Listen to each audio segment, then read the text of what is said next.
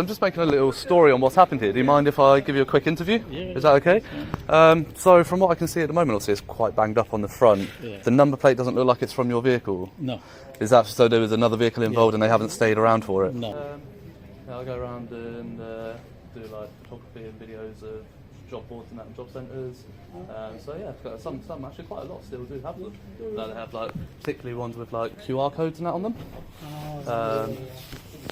So yeah, so like, obviously what I tend to do is like film all the posters with the QR codes and stuff like that, and then people can look at the video, they can freeze frame the video, and then they can scan the QR code.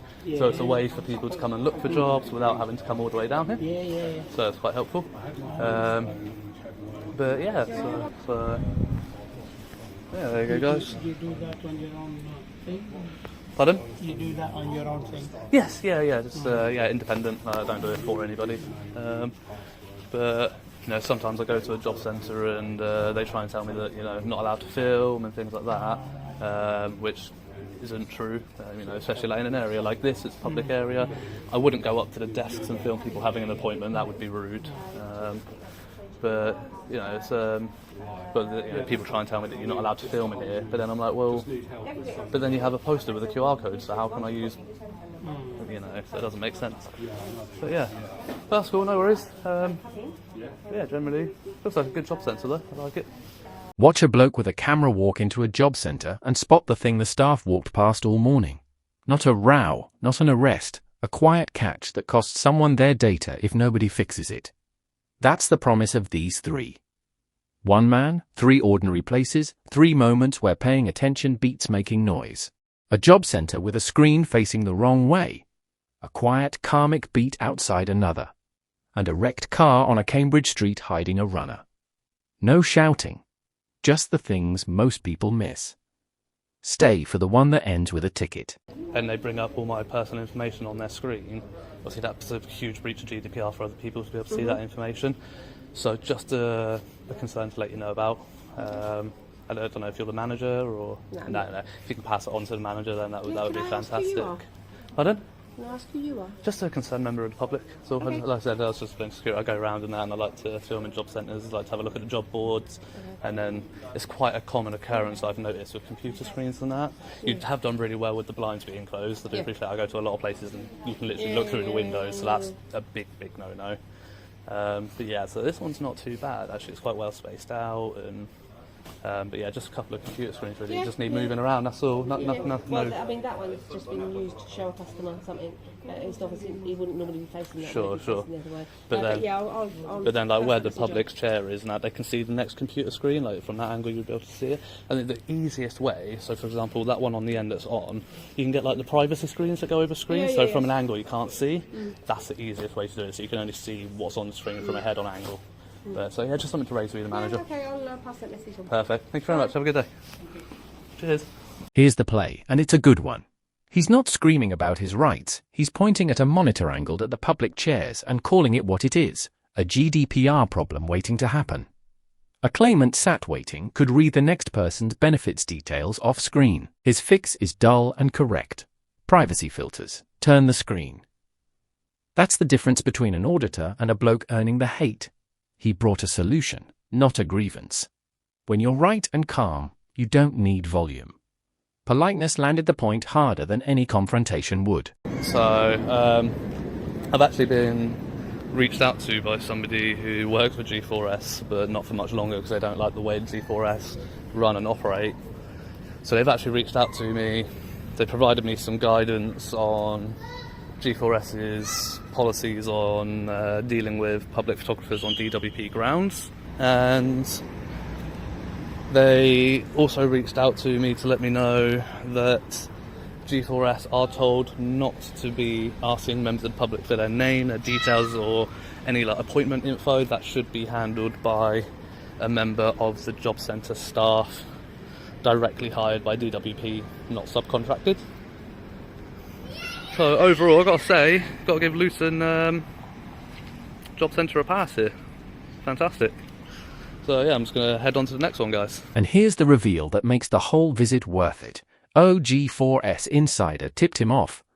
Subcontracted guards aren't meant to be demanding your name, your details, or your appointment info. That's DWP staff's job, not a security bloke on contract. Worth checking the exact wording against G4S's own policy, but the principle's sound. So when a guard asks who you are, the honest answer is often, none of your business, mate. He gives Luton a pass, and he's right to. Composure corrected. Now travel south, where the drama's outside the building. It's, yeah, the guy working the door with the appointments list was asking if everything was alright. And that guy just stood there for like 10 minutes until that guy's thing expired. Look at that. He was there when I walked up. This guy stood there for like 10 odd minutes and literally was just hovering around this car, and it's because he gave him a penalty charge notice. 10 minutes he stood there. Mental. There we go. Right guys, I'm going to head down to... That was Luton and a data slip caught early. This is Redbridge. And the interesting bit isn't inside at all. It's a bloke by a car. Watch what he clocks. A traffic warden hovering, not walking off, just circling one vehicle for 10 odd minutes. Why does a warden loiter? Because the ticket clock's running down before the penalty charge notice can be issued. He was waiting for the timer to expire. That's not patience. That's a countdown to someone's bad afternoon. The camera caught the whole quiet ambush. The last one's got a wrecked car and a runner. That isn't on the scene now, so potentially, guys, we're looking at a hit and run, unfortunately. Sorry guys, I'm just making a little story on what's happened here. Do you mind if I give you a quick interview? Yeah. Is that okay?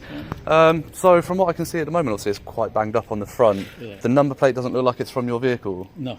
Is that so there was another vehicle involved and they haven't stayed around for it? No. They've done a hit and run? Hit and run. Unfortunately. Well, at least the number plate's left behind, Yeah. eh? That's Yeah. some good news. Yeah. But yeah, everybody's okay though? Nobody's Yeah. hurt? All good? Yeah. Awesome, man. Glad to hear it. But yeah. Alright guys, thank you for your time guys. Alright, glad you're all safe.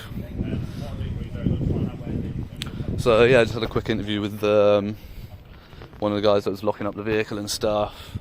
Yeah, it was a hit and run, but they have left a number plate behind there. You can see the vehicle is quite banged up, quite a lot of damage there on the front of it. So yeah, luckily everyone said that they're okay, no damage, doesn't look like the airbags have gone off inside the vehicle. That was a warden playing the clock. This is Cambridge, Mill Road, and the clock already ran out for somebody. A BMW mangled at the front, fluid across the pavement, and a number plate on the floor that doesn't belong to the wrecked car. That's the tell. Second vehicle, gone. A hit and run. The good news, as the driver says, whoever bolted left their plate behind. Everyone walked away unhurt, which given the state of that front end is fortune, not skill. Run from a crash all you like. You can't outrun your own registration. And hopefully they had some good insurance. You know, they got a BMW X1. Back of the vehicle looks okay, so it looks like it was a head-on collision. That could have been a lot worse than it is. I think everybody in that vehicle was very fortunate to sort of come out of it how they have. They've obviously parked up on the curb. Doesn't look like they've hit anything on this side either, which is fortunate. So yeah, it doesn't look like anything's been hit along here. So it managed to stop quite well. So happy days on that front as well. Yeah. There we go guys, gonna wrap that one up. And yeah, so this has been a traffic accident news report for you in Cambridge Mill Road. Head-on damage, nobody hurt, and a plate sitting on the tarmac doing the police's job for them. That's the loop closed. 3 ordinary places, 3 moments the crowd walked past, and 1 lesson running through all of them. Attention beats noise every time. A screen turned the wrong way is a data breach if nobody looks. A warden circling a car is a ticket if nobody clocks the clock. A stray plate is a suspect if someone thinks to check. None of it needed a shouting match. So which one got you? The GDPR screen in Luton, the warden's 10-minute ambush, or the Cambridge runner who dropped his own name tag? Tell me below and subscribe if you like catching what others miss. This video is educational, not legal advice. Always check local laws. Peace out.